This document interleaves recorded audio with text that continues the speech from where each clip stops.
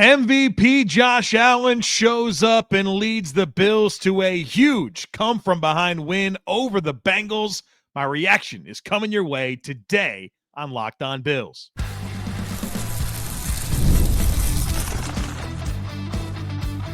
You are Locked On Bills, your daily Buffalo Bills podcast. Part of the Locked On Podcast Network, your team every day. What's up, Bills Mafia? It's Joe Marino, author of the Herd Mentality Substack, co-host of the Locked On NFL Scouting Podcast, co-host of the NFL First Read Podcast, and I'm your host of Locked On Bills. Locked On Bills is a proud part of the Locked On Podcast Network, now the #1 sports podcast network. Want to thank you for making Locked On Bills your first listen every day, and a big welcome and shout out to our everydayers. You know who you are. Those of you who never miss a single episode, I appreciate y'all being here very, very much. Today's episode is brought to you by FanDuel. If you want to be right in the middle of the action this season, visit FanDuel.com and place your live NFL bets all season long. Happy Victory Monday to you. The Buffalo Bills defeated the Cincinnati Bengals 39-34 and improved to 9-4 on the season. It was an unbelievable win. That game ended a couple of hours ago, and I still feel like I'm trying to catch my breath. That game had all the things. It was exciting. It was frustrating. It was thrilling. It was agonizing. But ultimately, Sean McDermott aggressively coached the Bills to win. The players responded and made game-changing plays in big moments. And the Buffalo Bills got the type of win that should galvanize this team moving forward with 4 games left in the regular season. There's obviously something to this team. In December, they stack wins since 2020. The Bills are now 24-4 in regular season games in December or later. They know how to turn it on. And so we will reflect on things I like, things I didn't like. We'll talk about what's next, but we have to start with the #1 thing that I like in this game, and it's obvious. It's Josh Allen. That was MVP Josh Allen. He was special. He was elite. He was incredible. He made it happen in the biggest of moments, over and over and over again, outdueling Joe Burrow, who looked like he could not be stopped to start the game. Josh Allen said, bet. Made it happen over and over again. Think about that first touchdown pass to Khalil Shakir. That was a heck of a play. 4th and 4. Josh Allen makes something out of absolutely nothing. Rolls to his right, buys a little extra time with people barreling down on him, and he throws a ball into the tightest of windows. Heck of a catch by Shakir. Heck of a play made by Josh Allen. And remember, they got there, right? They got in position to score that touchdown because Josh Allen was able to convert a 4th and 4 as well by scrambling and finding Gabe Davis down the field. The touchdown pass to Dalton Kincaid was a dot.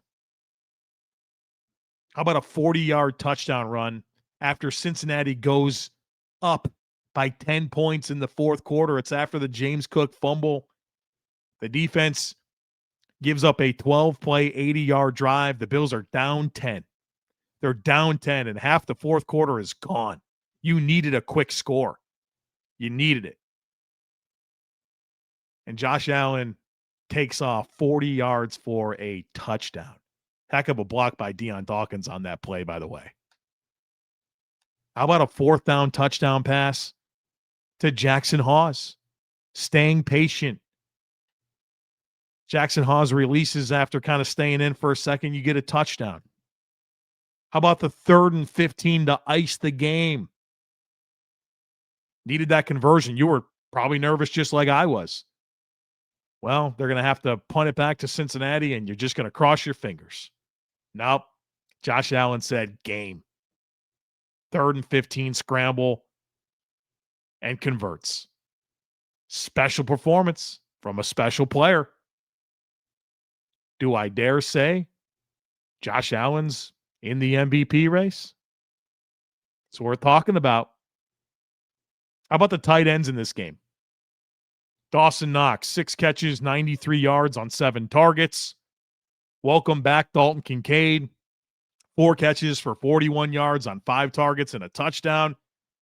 Jackson Haas with a receiving touchdown in this game. They combine 11 catches on 13 targets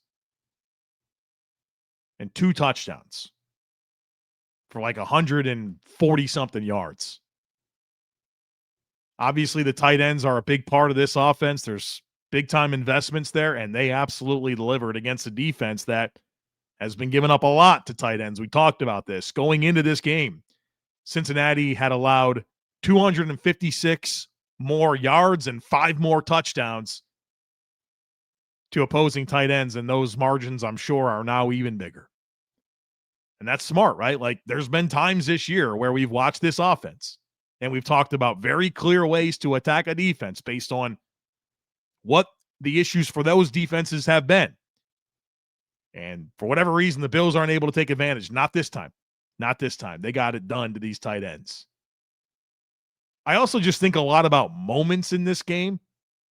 I think it's worth highlighting, okay, Josh Allen, special. The tight ends were awesome.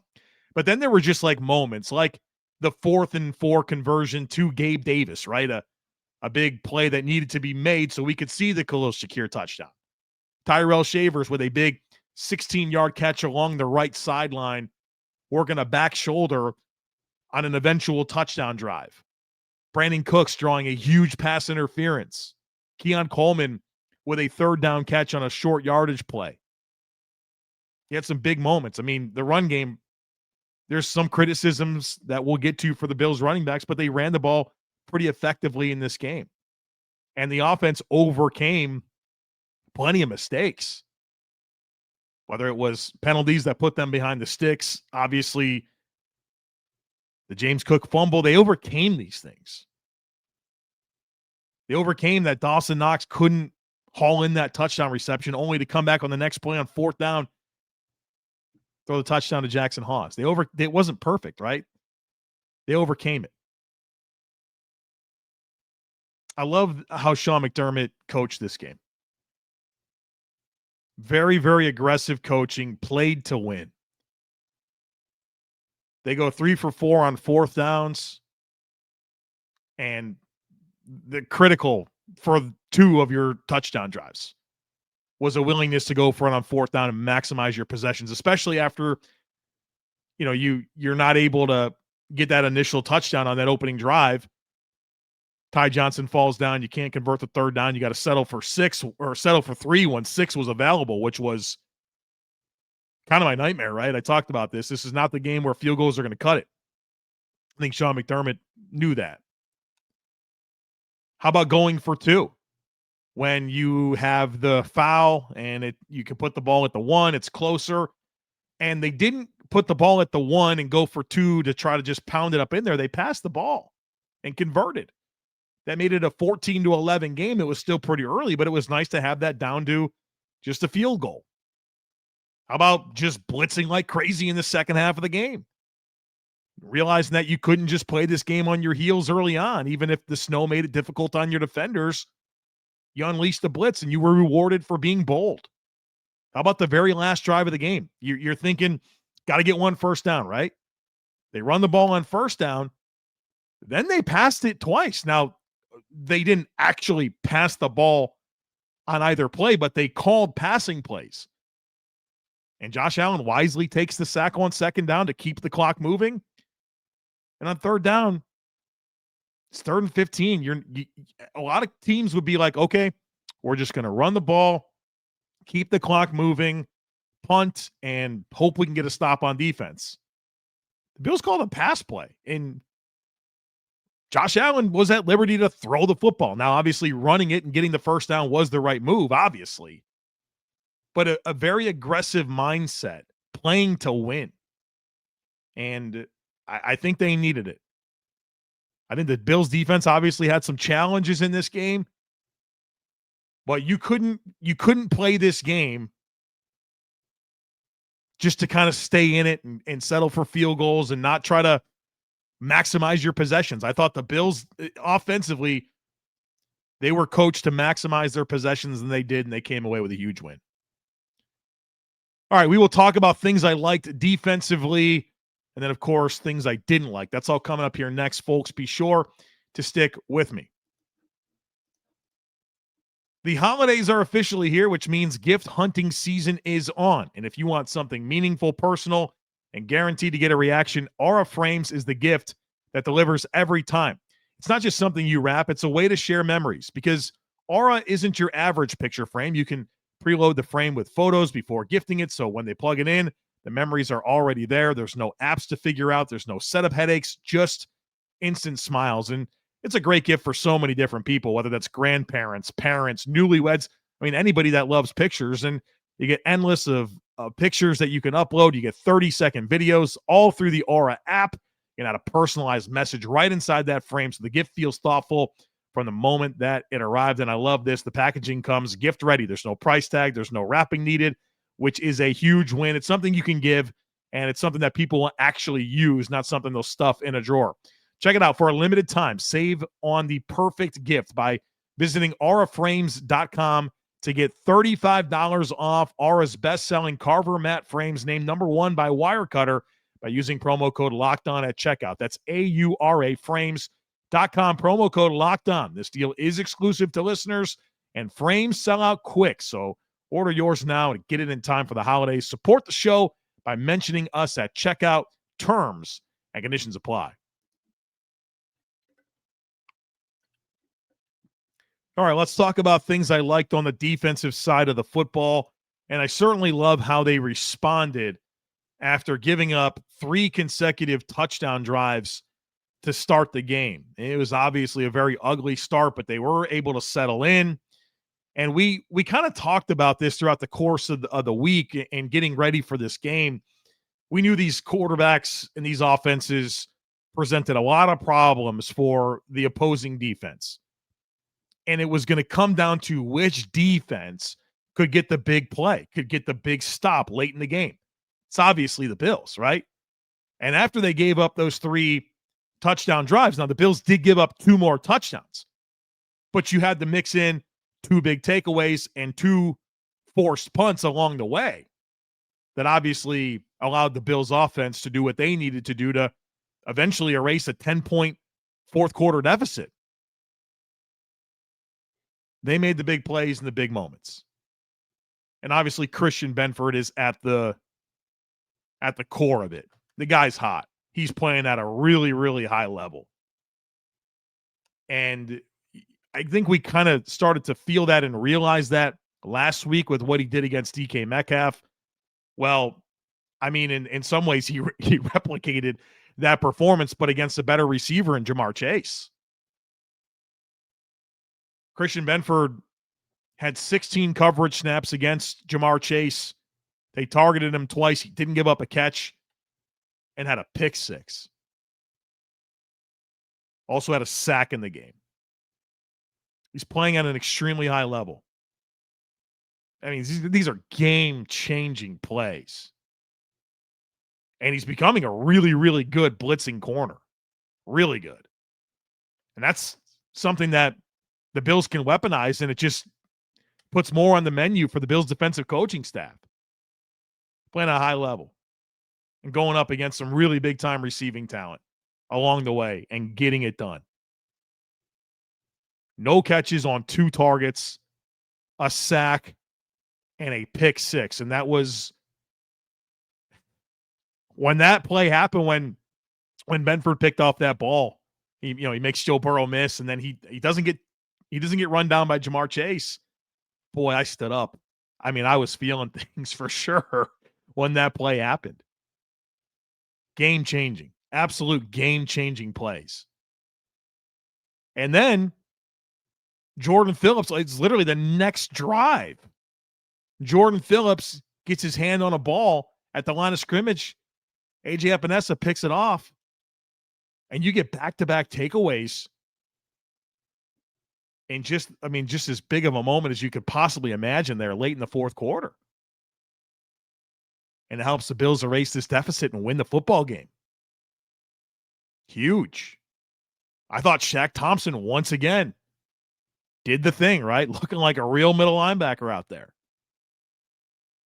Really high-level downhill play. And since he didn't run it too much, but you felt Shaq Thompson. I think you felt Jordan Poyer too. He continues to stabilize this defense in a lot of ways. Max Harrison, he gave up a touchdown catch, but he also had 2 pass breakups. I think it's going to be some ups and downs with that. That's a tough play that he gave up down the field for the touchdown, but 2 pass breakups in the game. How about the Buffalo Bills run defense? Since he runs it 19 times for 62 yards, that's 3.3 yards per carry. Chase Brown, one of the hottest backs in the league, 12 carries for 23 yards. They shut him down. I mean, I know that Cincinnati the run game's not their thing, but they're still like top. I think they're 11th in EPA per run going into this game. Chase Brown's been really, really hot. The Bills were able to take that away in some ways, right? I mean, I'm sure some of it's just Cincy, and you got Joe Burrow. I think you probably want to throw the ball all the time too. I get it. But their run game has kind of come alive this year, and the Bills shut it down, just like they shut down the Steelers last week. Just like they had a great second half against Houston. So you're certainly defending the run a lot better, and it feels hand in hand with the arrival of Shaq Thompson as the primary Mike linebacker. And Matt Milano's playing a lot better as well, I will say. I do recognize that snow is difficult for defenses, right? When there's no wind. I mean, didn't feel like wind was a huge problem in this game. Chilly and snowing is fine, right? But defenses have a hard time getting their footing. You could see, like, or I could at least, you're watching the pass rush, and I mean, I'm certainly frustrated it's not getting home, but they're kind of getting a step on their blocks and they can't turn, right? And you're looking at these defensive backs trying to close down on routes, and it's tough, right? Maxwell Harrison, who's a million times better athlete than Mike Gesicki, he's trying to plant and drive downhill on a route, and you can just tell he's pitter-pattering, trying to stay up. And so, it's, as I think about some of the frustrations that I had defensively with the Bills, I am mindful of kind of some of the challenges of playing in the snow as a defensive player, trying to mirror, right, and match the offense when they know where they're going and you don't, right? I think that's difficult. But I think, obviously, as that game moved along, you saw a better performance from the defense. And I think there were some stylistic adjustments. Obviously, they turned on the blitz, right? So they did. They blitzed. Early on, they were playing that game on their heels. They're trying to play top down, spot drop zone coverage. Boy, Joe Burrow was killing them. Whatever he wanted, right? And then they got out of it, started to blitz, started to play some man, and yeah, that got him into some bad matchups, right? That's going to happen. That's a consequence, right? There's anything you do in football, there's a payoff and a consequence. The consequence to that style of defense is that you're going to have situations where you don't like the matchup. Cam Lewis is going to be on Jamar Chase. But more times than not, through that switch stylistically, the Bills were able to play a lot better on defense and get some stops that they were not getting early on. And I like that. All right, we got some things I didn't like that I want to address. Some of this is going to feel nitpicky, but I'll say it nonetheless. So we'll start with Ty Johnson falling down on the Bills' first offensive snap. I mean, he falls down. And I get it, it's snowing, right? Like I'm sensitive to that, but like that was extremely costly. He's probably going to score a touchdown. The Bills have to settle for 3 on that drive. And that third down call, I really did not like. I think it was 3rd and 3. The Bills run zone read, and Josh Allen makes the right decision. Zone read, he's reading that defensive end. Defensive end crashes down on the running back. Josh Allen keeps the ball, but he needed to go outside. He keeps the ball and just runs straight. He had to keep that ball and get around that defensive end that was crashing down, and he winds up kind of taking a north track, and it wasn't the right one, and you had to settle for a field goal. which is a disappointing moment when feel like your running back streaking to the end zone. He falls down. I get it, snowing. But then into that third down play call, into settling for 3 when I think the Bills are first and 10 from the 12? I don't love that. I didn't love that possession that the Bills had in the second quarter. It was a 3:18 left. They took possession of the ball. I think it was after the third consecutive Bengals touchdown drive. The Bills are down 21-11. Feels like this game might get away from them. But you know me, I'm thinking about double dips. And you take possession with 3:18 left in the second quarter. You think, okay, score, get the ball first out of the half, score, and now you got a ball game. And the drive gets started beautifully. You get an 18-yard run from James Cook. The next thing you know, it's 1st and 10 from the 50. And the Bills turn 1st and 10 from the 50 into a turnover on downs, which gave Cincinnati the ball back at the 44. Now, good job with the defense there not allowing points, but 1st and 10 from the 50 into a turnover on downs, things you don't like to see, but then also get a little bit more into it. The Bills were in 3rd and 3. On 3rd and 3, James Cook false starts.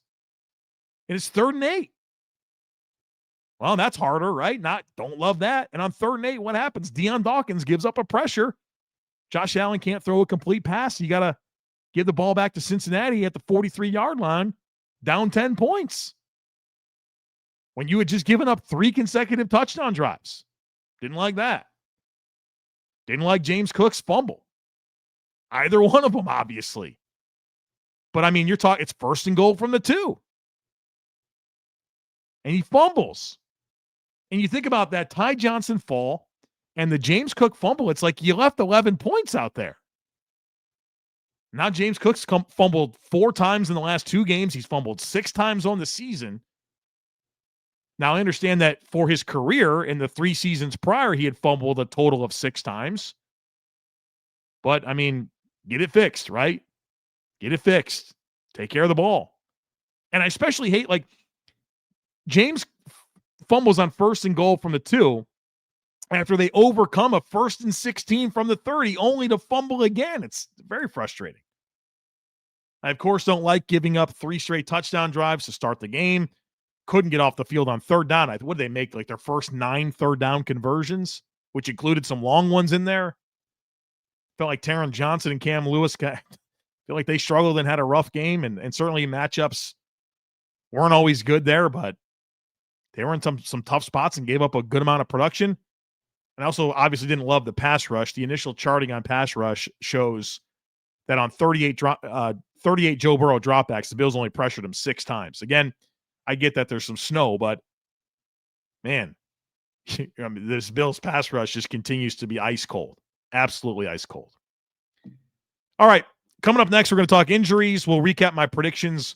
We will talk about what's next. Obviously a big one for the Bills on the road in week 15? Goodness gracious. We'll talk about that all here next, folks. Be sure to stick with me. The World Cup is coming back to North America for the first time since 1994, and with 48 teams for the first time ever. It's going to be massive, but let's be honest, getting tickets is usually the hardest part.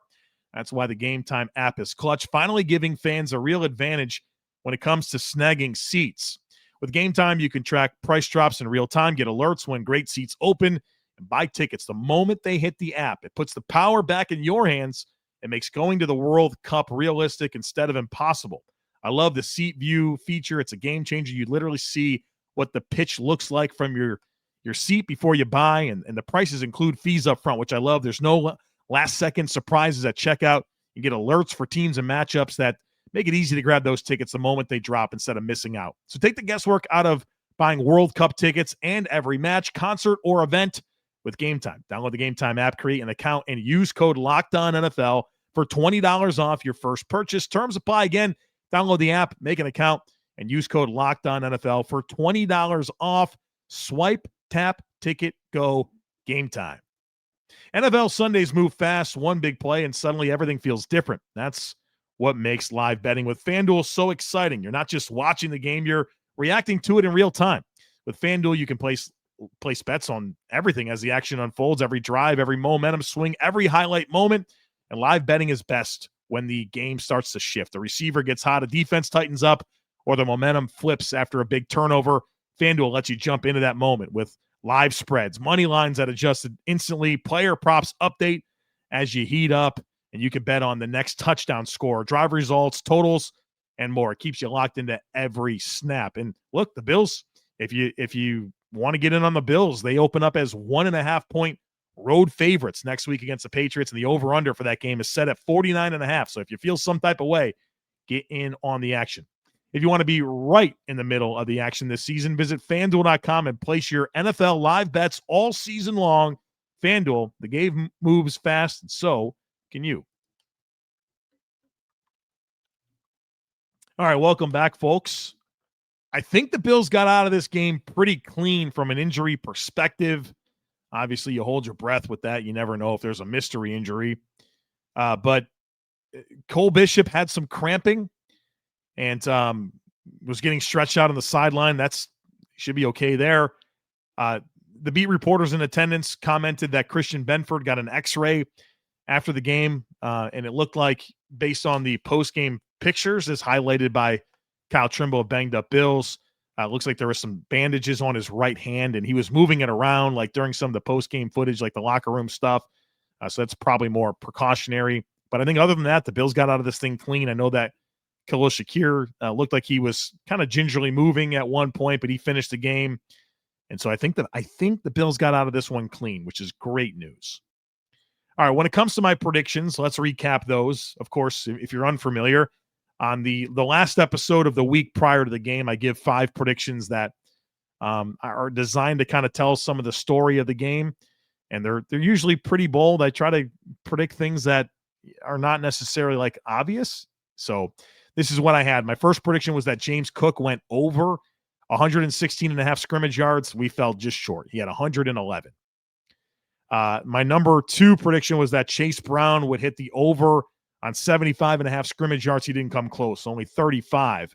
And he was on a really good streak, like 6 games in a row of over 100 yards from scrimmage, and he didn't sniff it, only 35 in this game.